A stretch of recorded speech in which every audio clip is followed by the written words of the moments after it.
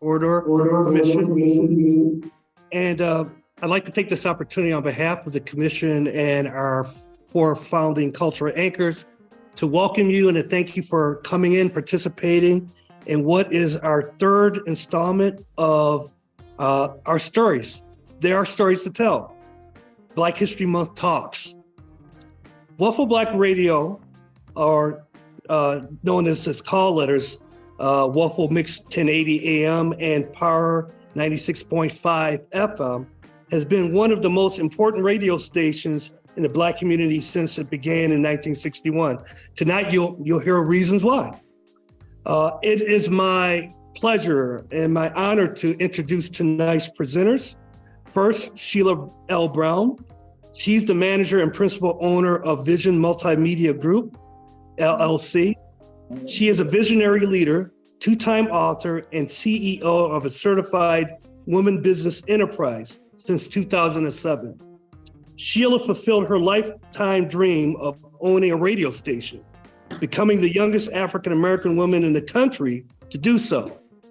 In addition, in 2014, Sheila envisioned and then established in 2018 the first Black radio history collection or collective in the country, solely dedicated to the stories of the community and sounds of rhythm and blues, soul, gospel music, all music that emerged as a connection to our Black communities during the 50s, 60s, and 70s.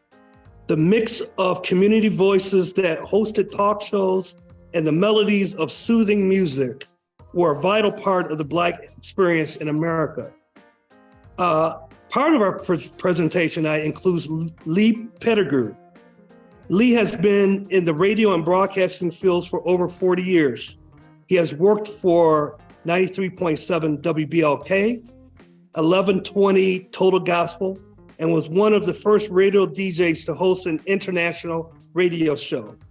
Lee began working with WUFO's 1080 AM in the summer of 1999 as an on-air announcer. In 2001, Lee moved to the Morning Drive AM show.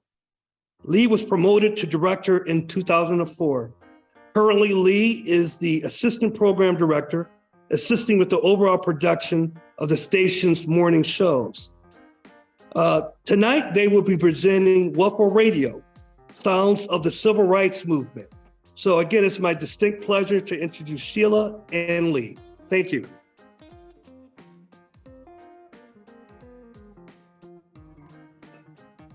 Thank you very much. I always am amazed, not just for this time of year, but for doing this. In case many of you did not realize, radio is 125 years old. The first broadcast was on Christmas Eve, 1901, when Marconi decided to keep his kids up and have them sing Christmas carols, until eventually somebody heard this in another part of the world, almost 1,000 miles away.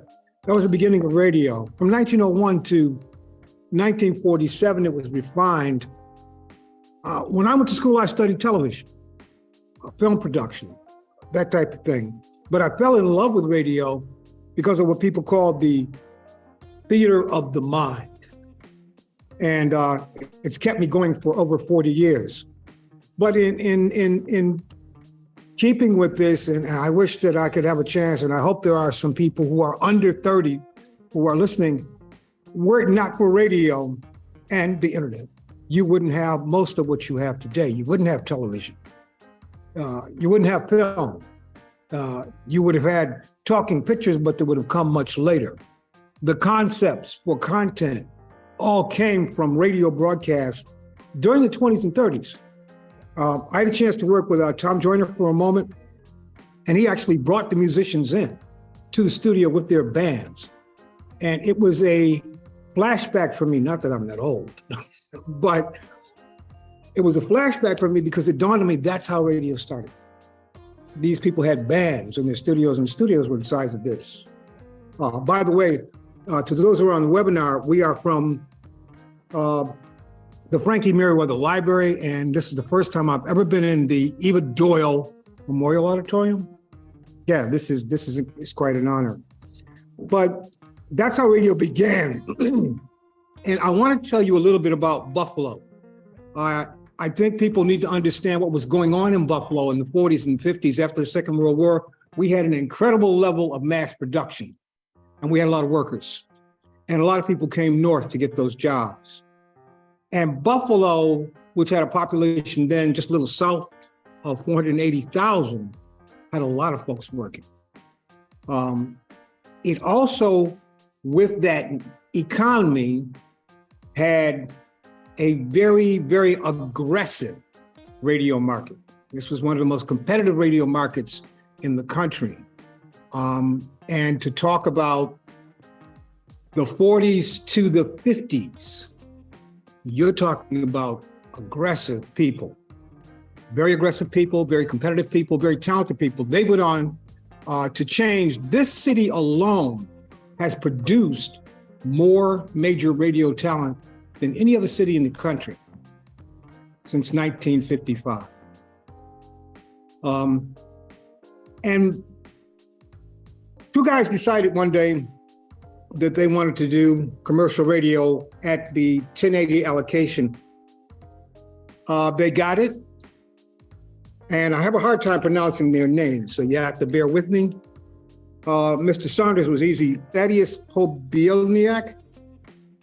They were very serious. Our culture is driven by young people. Teenagers drive our culture, even today. And these were young people who liked what they liked. They wanted to hear the music they wanted to hear. And they gave the station a beginning. It was called WKEN, but it was still 1080. A little later on, it became WYNE, and some things changed in terms of ownership. And in marketing, they tried to get people to listen because it'll make you feel good, which was an allusion to alcohol. That marketing plan didn't work so well. So eventually it changed to WXRA, and that's when corporate America began to get involved. Because WXRA at the time had a sister station. The channel that WXRA or 1080 was on was a format and a channel that wasn't geared toward people of color. As a matter of fact, with all the commerce here in the city of Buffalo, with all of the incredible marketing going on in Buffalo's radio, there was nothing really geared outside the Buffalo criterion, with all due respect, nothing geared toward people of color. So a certain gentleman decided he was going to move his entire signal from 1080 to 1400. That became WYSL. I've got to mention this guy because he had a lot to do with my career. George Hound Dog Lorenz's son hired me in Buffalo. But Mr. Lorenz was a great example of the kind of talent and aggression that takes, and when I say aggression, I don't mean harmful aggression, kind of talent and aggression it takes to make it in a very competitive market like Buffalo. He was going to do creatively what he wanted to do, and he didn't care who the management was. He decided he did that. That made him move around a great deal, and he actually began to be known in the market from working for WKBW, but he was part of the foundational beginnings of WUFO in 1961. The station was sold to the McClendon Group, and before I go any further, there's a sociological component to this. Urban music has been around for a long time. As I said, our culture is driven by teenagers. And teenagers of every culture, you'd think they loved hip hop, they love Marvin Gaye too. So that culture was always there, that I want to hear that, but I can't listen to it because mom and dad don't like it. They were called at that time race records. And Hound liked his soul. He would play his soul. A lot of programmers felt, and this is without their knowledge, that this would turn off some of their audiences when just the opposite was true. So you get to the point where the radio station is going to be purchased, and they tried to name it WJOE. I am so glad that didn't happen. They couldn't get WJOE because of the position on the dial, so they settled for WUFO, which is supposed to rhyme with WFO from Buffalo. It worked very well. And as I said in the sociological point a moment ago, they began to broadcast a format that catered to people of color. And of course, we're a big hit in our community. Number one, people always like things that are brand new. And if you have a segment of your population that you're targeting and it's brand new and they're talking to you, you've got them. But what was really more appealing, and at the time, surprising to a lot of people, this also appealed not only to the Black community, as I said, it appealed to young teenagers, and the white community as well. So now you have WFO 1080 AM, and it's 1961. Some of the oldest call letters in the country, and I will say from my experience, some of the most recognized call letters in the United States. You can go almost anywhere. And, you know, maybe the on-air people are too young to remember, but somebody in management knows Buffalo, and they know WFO. I also would like to add, we have the oldest call letters on the FM too. Not us, but the oldest FM Black-oriented station in America is here in this city. When you talk about the 60s, when you talk about what was going on, remember 1961 is merely 7 years before Dr. King is assassinated.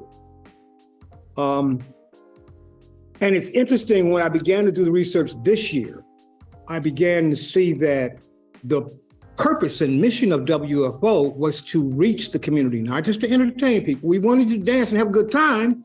We made sure on Sunday you got to church. And if you couldn't get to church, we had something for the shut-in. I also found out that there were several programs, which was really unheard of in the 60s, directed toward women, for women, produced by women. And that was not something that was done in the United States at the time.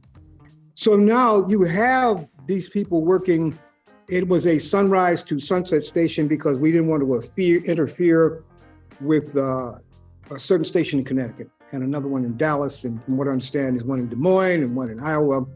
But the AM signal began to do what I call recede.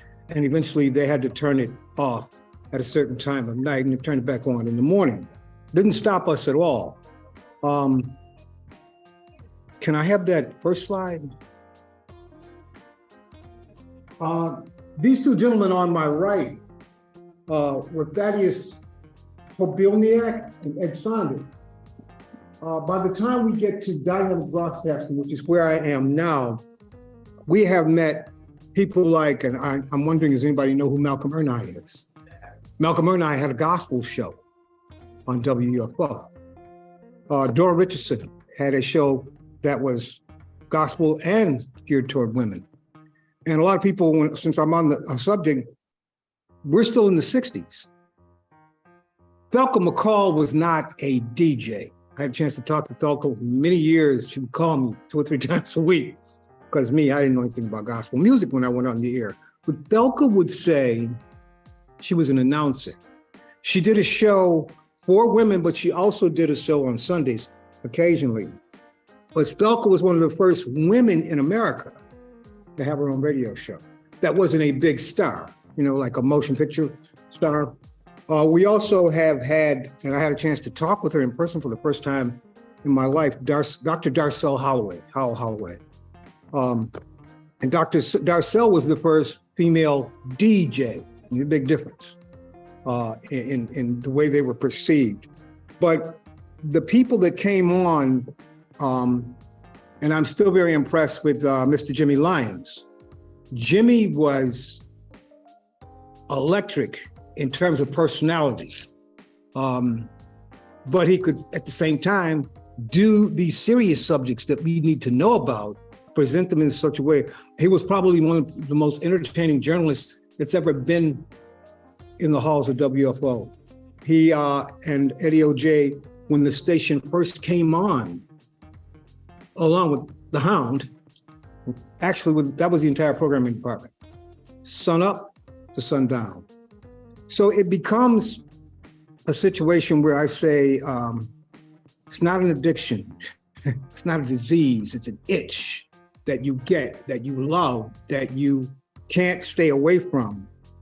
And they did this for a while. Now, there's a lot of turnover going on in the 60s. People come and go. Eddie O.J. went to Phoenix. People came in who later became general managers. Don Mullen had a very lowly position in the station, eventually became general manager. But what WUFO did, and it's not just WUFO, April 4th, 1968, 7 o'clock Eastern Time, Dr. King's assassinated.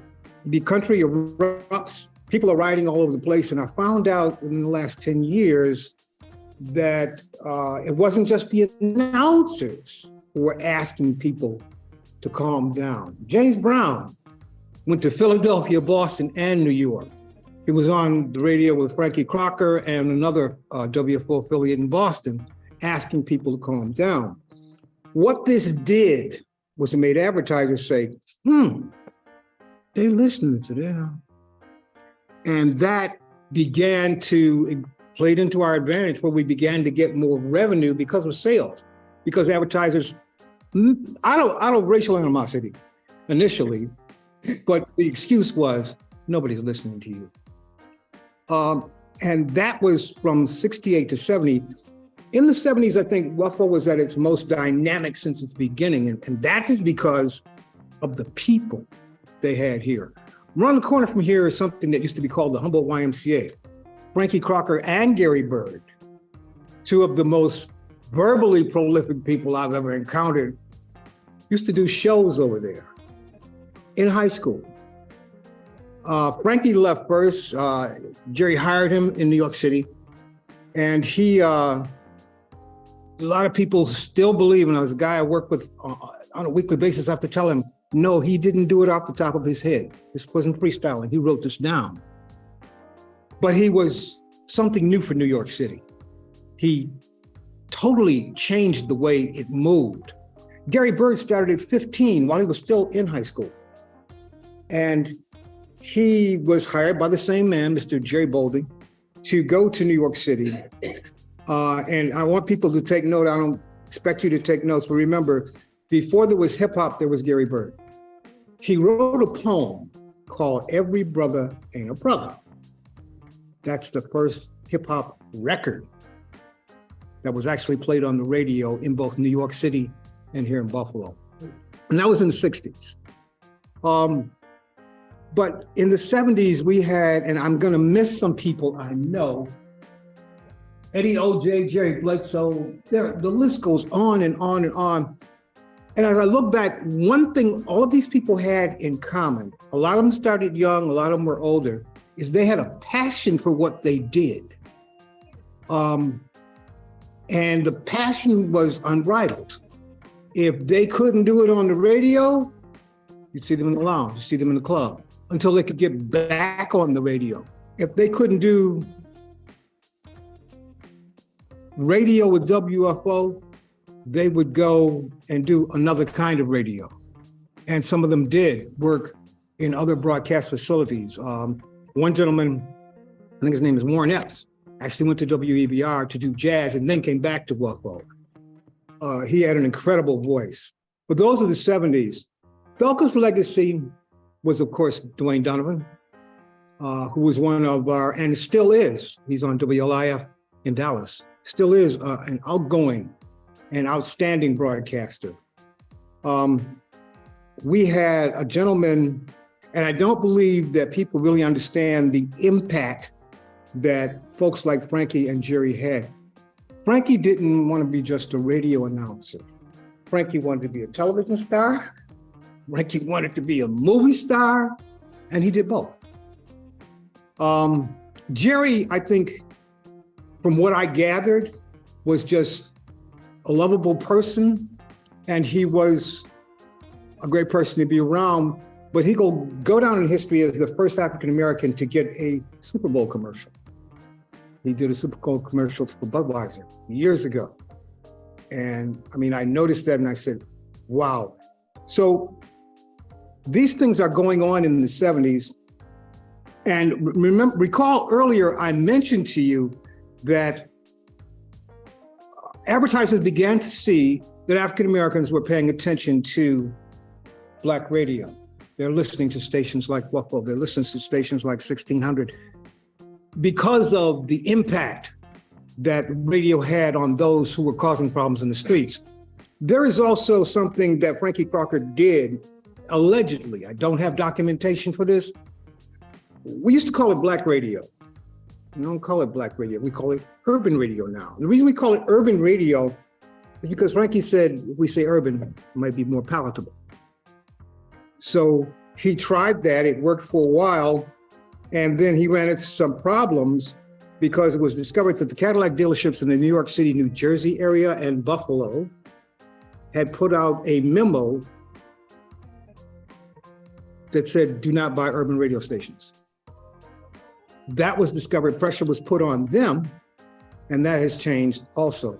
And again, these are the kinds of things that the public really doesn't hear about, but that these announcers were instrumental in doing and making come to pass. When you reach for another side, which is the gospel side of WUFO, I've got to mention the Reverend Dr. Malcolm Ernai, who as a Reverend had a gospel. So I mentioned Dora Richardson, I mentioned Thelka McCall, and I can't say too much without mentioning T.C. Smith, who was one of the hardest working and the biggest hearted people I've ever had a chance to work with. And although he wasn't a staff member, we had a gentleman whose name was Willie Warren. I think that Willie Warren was the conscience of our community, but Willie used radio to reach us every Saturday until he couldn't come in anymore. When Eddie O.J. began to do the kinds of programming that he was doing, we had decided for some reason to entertain people, inform people, but spiritually uplift them. That's quite a task for one station. Today in 2023, that is still our goal. We want you to get the facts. We want you to have a good time, but we want you to be spiritually uplifted as well. And it's interesting, and I was sitting here as we were preparing for this, that the station is now owned by a person who believes in that. Sheila Brown came in at 21 in the 80s, left, came back at a time when the station really needed leadership. Sheridan Broadcasting, and I can't disparage them because they were a very great national force, for years owned the station, but they were getting ready to get rid of it. And Sheila got a hold of the station, and she kind of began to turn it around on a broadcast professional level. But at the same time, we had no idea. She should work for the CIA. We had no idea what she had planned until it actually happened. And I'm saying the night the limousine picked us up. Sorry about that. That's when we found out what was going on. And it is a story that is still mind-boggling. I'm going to tell you, if you want more of the actual things that happened in the 60 years that we've been in existence, if you want to see how WUFO was instrumental in bringing in Dr. King, when a lot of people in the country felt that Dr. King was a troublemaker and didn't want him to come. At that time, WUFO was instrumental in making sure he got here. It's the kind of a thing where I cannot imagine the future. To go from working for an AM daytimer to working for a 24-hour FM to working with a corporation that now owns a 24-hour AM in one of the largest markets in the world, radio markets in the world. That's quite an achievement. And I feel that, I am being propelled by a certain destiny of which I had nothing to do with. Not that I'm along for the ride, but I had nothing. What? Where are you going? I probably would have said, no. But I see that it is coming to pass. And I want to say to people of color on the webinar and the people in general, the kind of radio that WUFO does is the kind of radio that America needs, because we will talk about the issues and let you call us and talk about the issues. And this country needs a healing. Number two, African Americans need a healing individually. In order to heal, you're going to need information. Who you are, why, and what you can do to deal with that. And that is a long-term goal. That's a generational goal. Both of those are long-term goals. But stations who, and I'm not going to go heavy on Fox, stations that allow for that, allow their audiences to participate the way we do, allow their audiences to go beyond the headlines, beyond the blurb. This isn't something you're going to see on the internet and you're only going to we're going to give you a half an hour to talk about it, maybe an hour, maybe a couple of days to talk about the situation. Those are the facilities, and I think that's why we have incredible opportunities come our way. Maybe it is part of the destiny that Don Mullins had, or that Jimmy Lyons had when, at that time in Buffalo, and it is coming back, everybody in the industry came through here. Everybody. I've been fortunate enough to talk to everybody but Barack Obama and Michelle, and possibly Donald Trump. But it's the kind of a thing where we're a focal point again. And I thought about this all day, and I want to leave something with you that I find fascinating. Maybe you don't see it. When WUFO started, when WUFO started, Buffalo was on the upswing. As I said, south of 500,000 people. People were working, okay? Money was coming into the city because working people were here. Bethlehem Steel is gone, but the medical corridor is here. And people are working. And people are moving in to the city of Buffalo again. And WUFO, with the same type of mission it had, or form it had in 1960, is there doing it in 2023. I think that somehow that's the way it should be. And if anybody would like more information, what I want you to do is please come to the collective. You've got to see a cell phone the size of my shoes, and I wear 12s.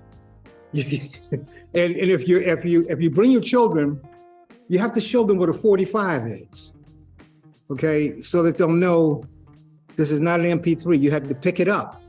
You had to buy it. There are so much there in terms of what went on and the connections that the station has, as far as I mentioned a moment ago, everybody who was anybody was coming to Buffalo. Sammy Davis Jr., or you name it, they came through.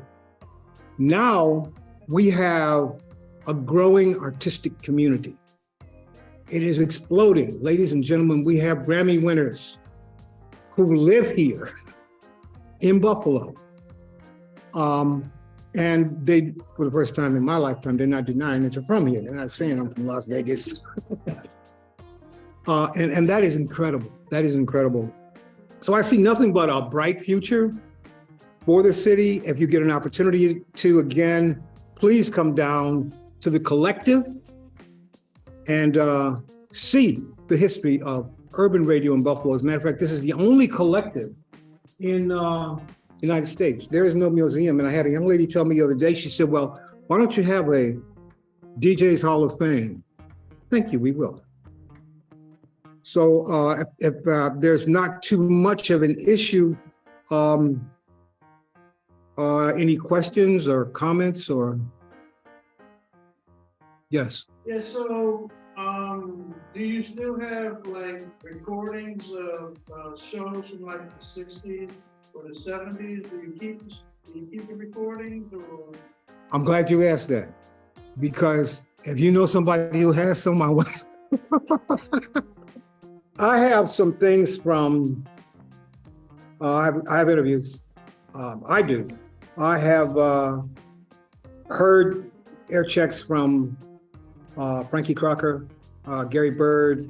Imhotep came home before COVID, and we talked, and we want to get some more.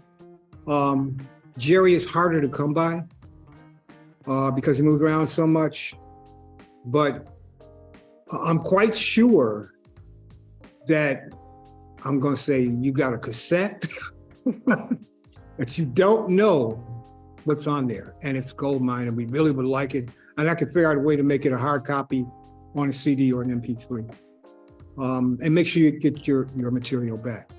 But yeah, there are very few. The collective is going to try to, I believe, in the future, be a little bit more three-dimensional. So when you walk through a certain portion of it, because I forgot to tell you that one of the things that is happening, we're building a brand new building, and the collective will be housed in the building, and a new radio station will be right across the street in the corridor. So there'll be a lot of things that are a little bit different, but no more. To be honest with you, it's hard to find cassette decks. I've got a box full of cassettes. I don't know what's on them. But yeah, there are some, and the reason I say there are some, I talked with Sonny Means before he passed away, and he had a lot of recordings of people he had talked to, a lot of recordings of concerts he had done here in the city of Buffalo. And I'm holding on to those in a cool place to hopefully be able to transfer them into a situation where people can actually hear them. How did the 1967 riot here in Buffalo, how did the station cover what happened, and how did those events impact the station? The station in 1967 probably had to follow the same protocols that everyone else did. You could be out, but I believe they took phone calls, you know, and knowing 67 the way it was. See, I was here in Buffalo. I just left Buffalo in 1967. This was a much easier climate than a lot of places in the country. So I'm assuming they took a lot of phone calls. They didn't have enough personnel to go out in the street and like say, "Sir, how do you feel? Why are you burning this?" You know, they didn't do that. But I'm pretty sure that they covered it that way because they had yes. Not really, just a comment. Lee, I don't know how many people know all the information that we have, because I have sat, came to the station, talked to you, and we were sitting there for hours. So I just want to thank you for the information that you, shared with us today. Make it short because I know Sheila's waiting to chat. Yeah. So I just wanted to thank you for that. Okay, thank you very much. And before we go to Sheila, we got one more. You want to answer? Yeah, we have some 45s from the Northern Singer. Oh yes. Which when I started. That's for ladies. And I have a 45 with Is that 45? Stars. Pardon me? The Heavenly Stars. Yes. A little bit in it. Mm-hmm. Yeah. You hold on to those. And I'll ask Gussie. So Gussie's my cousin. Okay. She was working at the station. Mm-hmm. So and I forgot to mention Gussie. Gussie is a stalwart gospel person. Yeah, I was over there yesterday. She's just turned 89, February 4th. And she can't live by herself anymore, so y'all pray for her. She'll be all right. Yes. And she'll live to be 100. What we're gonna do, Sheila, can you hear us? I can hear you, Terry. I can hear. I heard everything with Lee. I heard Terry, and then it went blank. But Lee, I want to say fantastic job, very informative. You know, for us to sit on the shoulder of so many ancestors that came before us in radio.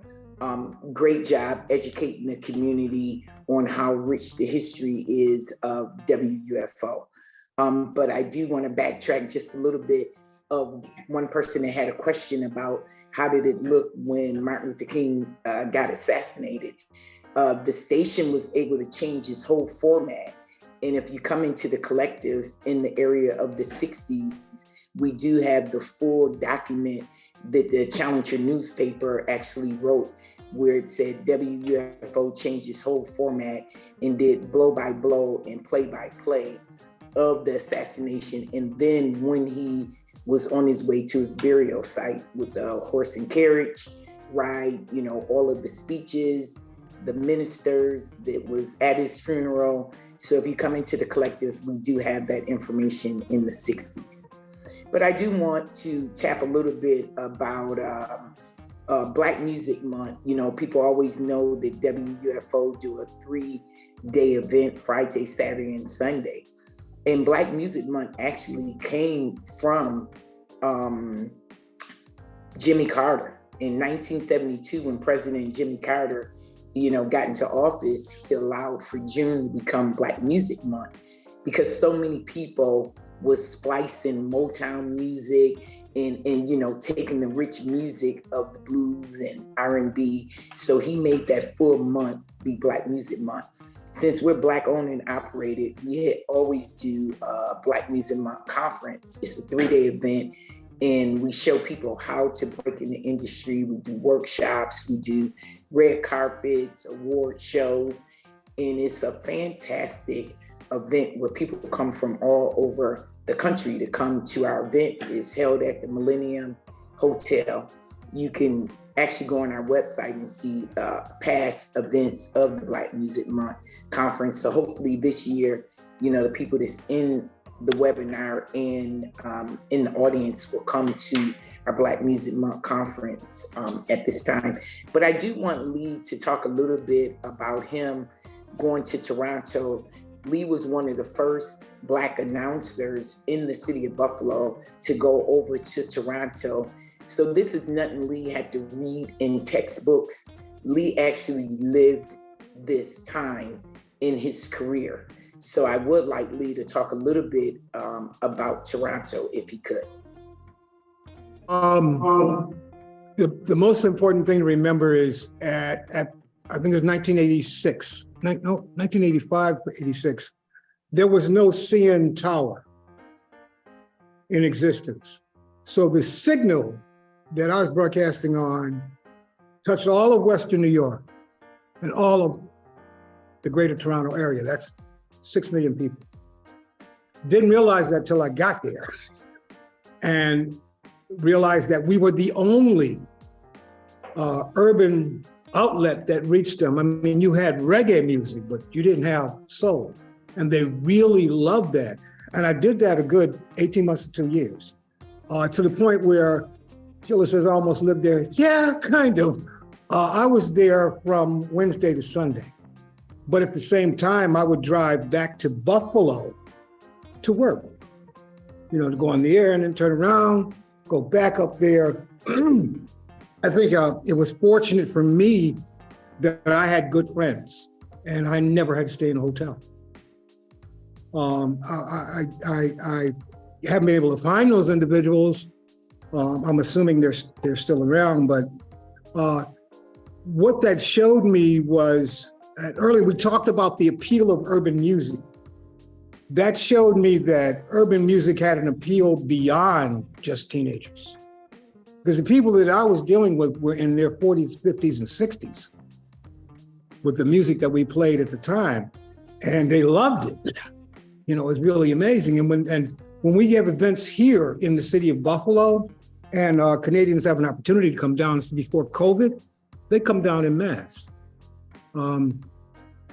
That's one of the things that I'm praying that eventually the station is able to reach just the bottom corner of Ontario. That would change everything, from our Sunday gospel to our daily shows.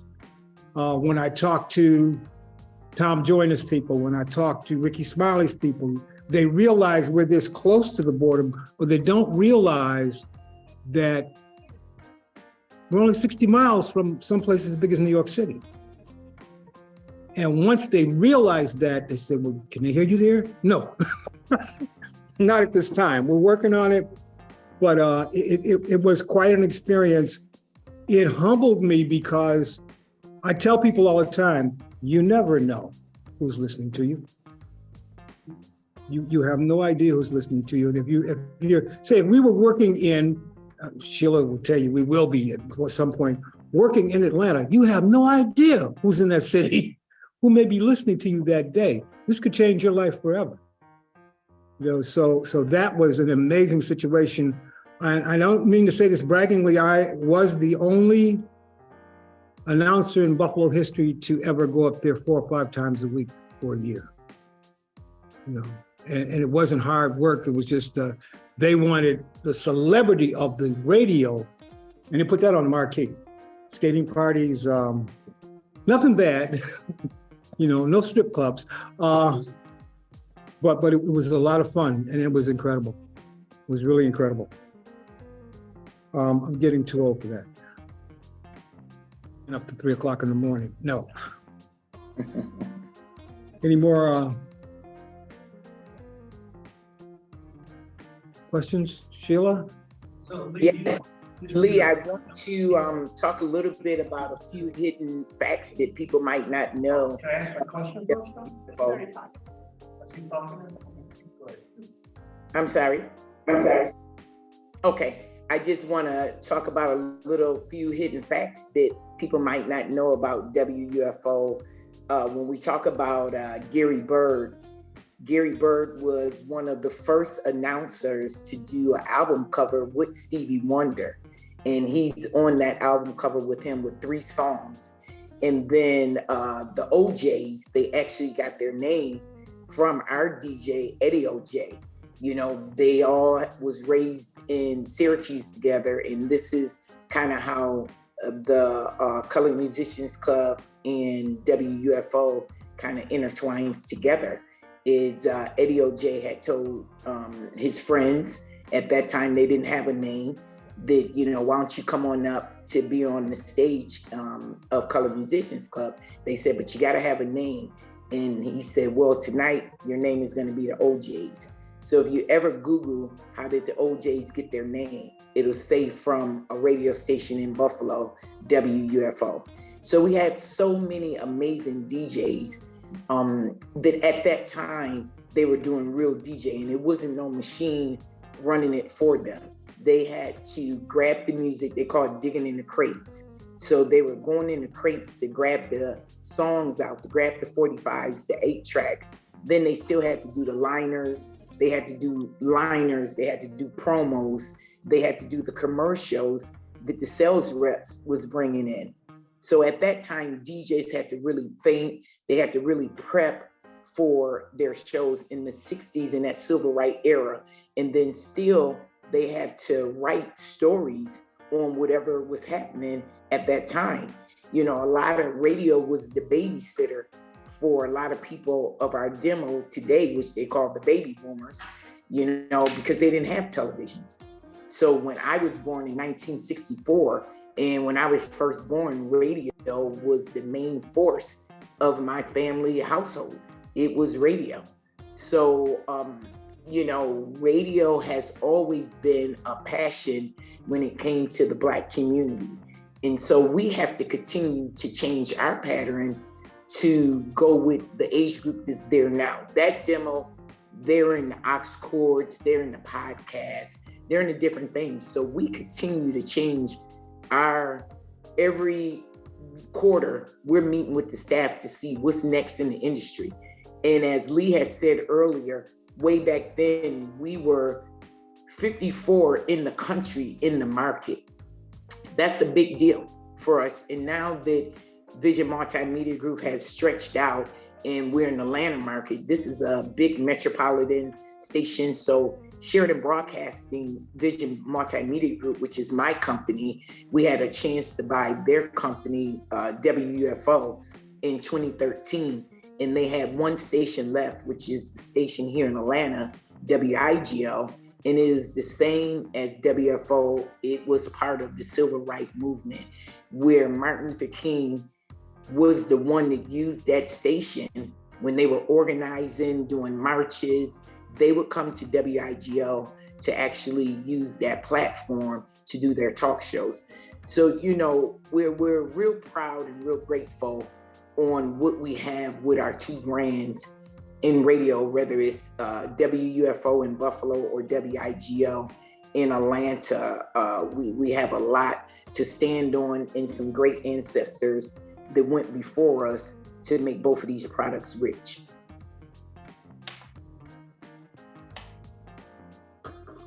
Learning.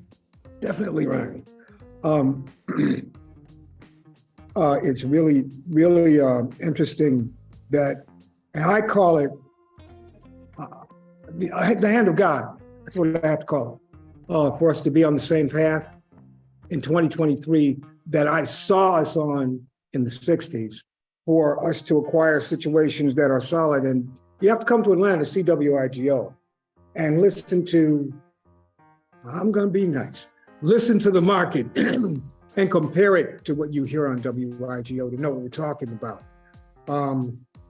And I'll say again, I'm always amazed by what she's working on in 2023 that happens in 2025. 2025 didn't get here, so we know it'll grow, but we don't know in which direction. And I didn't get a chance to tell everybody, Sheila, that the night we found out we were gonna move, she said, come on, we got in a limo.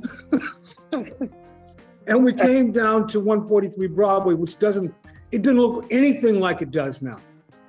It was bare walls, but there were a few rooms done. And we walked in and we said, oh, okay, we are moving. The same thing with the FM. When it came to the FM, there was an understanding that was going to happen, but no one but Sheila actually knew how it was going to happen and the way that it happened. There's so much here, and I don't believe in luck. That's divine intervention that we are where we are today. So I know it's not over yet, and I'm looking forward to it.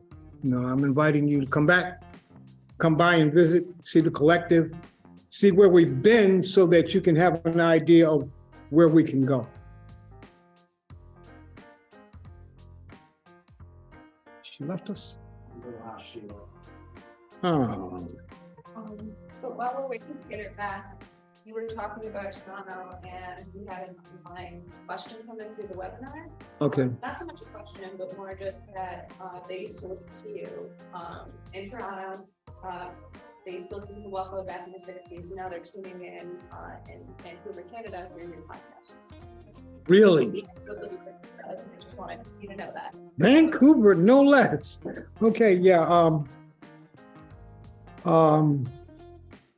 How do I, has anybody here ever been to Ontario?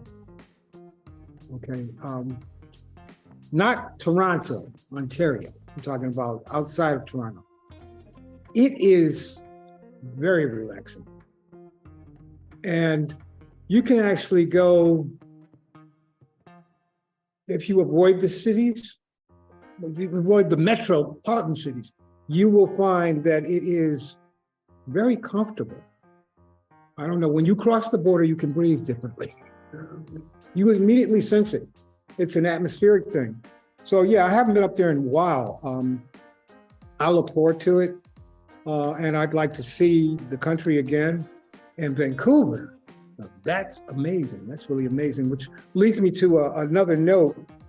The online presence of radio, hopefully it'll be better. I think that there will be a lot more noise out there. Will be a lot more people sitting in their living rooms, coming up with ideas for radio stations, and because they have the software, they do it. So there'll be a lot more choices for you rather than just streaming. You can just Let me go listen to Antoinette. What that does, a lot of people have told me would water down the product. No, what that does is that makes you work harder. You have to work harder to get there. So the internet can only be an advantage for us. Hopefully we'll get a chance to be as big as Rihanna, not as a radio station, but as big as Rihanna in terms of our sound and our impact on the planet. And that will happen while I'm still here. I really, really do. I would like to see that. Any more questions? I'll get you. So how does, talked a lot, Sheila talked a lot about civil rights movement and the impact radio made on that. Can you maybe speak to today, how social justice and radio still works together? I didn't want to go here, but I don't know if anybody's seen the case of Dominion versus Fox News. Dominion is suing Fox News for $1.6 million. Fox News has revealed that everybody from the top, from Rupert all the way down, knew that it was a lie. So they deliberately lied for the American people to make money.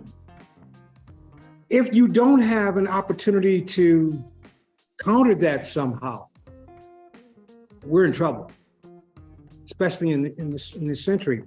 And I'm not saying that something like WFO would always be countering that, but I'm saying that gives people of color an opportunity to, as I said earlier, have that dialogue without somebody in a corporate level telling you can't talk about that.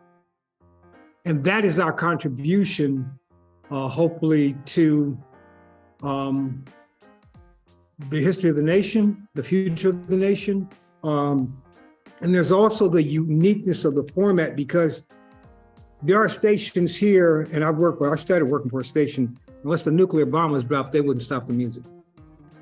There are stations here who will not, unless it's a major tragedy, they won't talk about it. What happens across the street at Tops, they would stop the music. But anything else, they're not going to stop. And there are situations in this country, I don't know who owns them, but they cater to African Americans. There is no information. It is constant chatter, constant comedy. And I guess there's places for that. But you can't make a decision unless you have information. I thought about this all day. I can't change your mind. I can plant a seed. You have to change your mind. And unless the seed is planted, nobody will have any idea what the choice is. So that's our purpose. That's what we do in part in the community. A platform, a opportunity to express yourself, and even an opportunity to be mentored by some very, very wise people in this community who come on. I mean, we've had judges, the county legislature, state legislature, come on the air. Our current district attorney, come on the air. While he campaigned as district attorney, he came on the air. And then after he was elected, he came on the air and he spoke with us about situations that we were concerned about for our community. This is something that you wouldn't have if WFO didn't exist. And I think that that's a major contribution. I hope that we're able to continue. Yes. Oh, what I would like to say is, I don't know what I would do without WUFO on Saturday morning. It's Sister Pat. Okay. Yes. I call in on the radio shows every chance I get. I mean, for the last, 20 years. Mm-hmm. And if we get a chance to express ourselves, and I want to thank y'all. I want to thank WUFO for allowing us as a community people out in the community to be able to call in on the show, because there's a lot of stuff that goes on in the community that if it wasn't radio shows, we would be in the dark. Yeah. Especially when they come, Sam with education, Mhm. Nate with history, his door. I'm just saying, I listen, and what's the guy with the senior thing, what's his name? Kerry Saunders. Jerry Summers. And I mean, like you said, I don't listen to the radio no other days. Only time I listen to the radio is on Saturdays. I get up faithfully, just like I'm going to a job for 20 years. She does. I'm always in that radio. Now I know who she is. That I calls in on that radio show. I could be standing in the line with those, this country accent. I don't care if in the market or wherever. Oh, you Sister Pat? Mm-hmm. I'm heard your voice, but I never think. Never make your face. Glad to meet you, you know, and I'm just saying, like when Don Allen, Senior, Junior, all of them, Mm-hmm. I'm saying, it's nice to have a radio show that we can feel comfortable in being able to call it. That was the word I missed. No restrictions. That was the word I missed. Comfortable. You know, to be able, it's like you're having a conversation at home, or you're having a conversation among family. And sometimes it gets heated. Yeah. But in the end, it's an educational process because we can be honest with one another. And to follow up just briefly on what she said, we had a case of two police officers who were dealing with discrimination. And there were television reports and newspaper reports. And they didn't really explain because they didn't have the time. Newspaper people don't read it the way they're supposed to. The television report didn't reveal what these two officers had been going through. They were on Monday, last Monday. Right. And when I finally found out what was going on, I said, wow, that's happening in Buffalo? So that is, I think, a reason to keep going. I think that's the reason I've been there so many years, because I see that process over and over. Are there any more questions or comments tonight? Well, it is after 7, a little after 7. So I'd like to, take this opportunity again on behalf of the Michigan Street African American Heritage Corridor Commission, to thank all of you for coming tonight in person, and all those who are tuning in through streaming, through Zoom. We thank you for your participation as well. We'd like to also take this opportunity again, thank Mr. Lee Pettigrew and Sheila Brown, who inadvertently had to be taken off, probably not by her choice, but we thank her nonetheless, and Lee, for coming and presenting tonight. I would be remiss if I didn't invite you all to come back next week, either in person or through streaming, through Zoom, to continue to hear these stories. Next week will be our 4th installment and our last installment for this month for Black History Month. Next week, we'll be introducing your Colored Musicians Club and Museum under the theme Preserving, Presenting, and Promoting the Legacy of African American Music in Buffalo since 1917. And the featured presenters will be George Scott, Danny Williams, and Craig Steger. Again, that will be next Tuesday, beginning right here at 6 p.m., right through 7 p.m. For more information, please go to www.michiganstreetbuffalo.org or simply call us at our office, 716-322-1002. And again, have a good night, and we'll see you next week. Thank you. Thank you.